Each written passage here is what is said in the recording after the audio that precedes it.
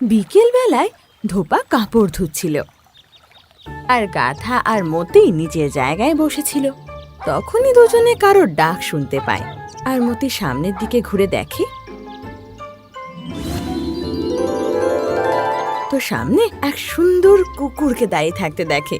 আরে বাহ, কি সুন্দরী কুত্তি। মতি উঠে ওর দিকে এগিয়ে যায়। হ্যালো, আমার নাম হলো মতি। তোমার নামটা কি? আমার নাম ক্রিস্টি। খুব মিষ্টি নাম। তুমি কোথায় থাকো? আমার ঘর পেছনের গলিতে। ওদের মধ্যে বেশ অনেকক্ষণ কথা হয়। তারপর মতি বলে, মালিকের আসার সময় হয়ে গেছে, এবার আমি আসি। আরো কিছুক্ষণ দাঁড়াও না, বেশ ভালো লাগছিল। না না, থামতে পারবো না, এখন আমি আসি, কাল দেখা হবে। এটা বলে মতি ফিরে আসে। শিট, এ তো ফেরত আসছে।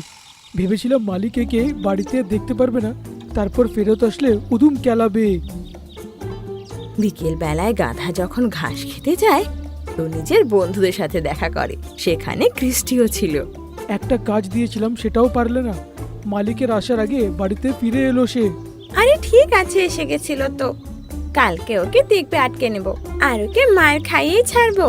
না, সেরম ভাবে মানবে না। একটা মস্ত প্ল্যান আছে।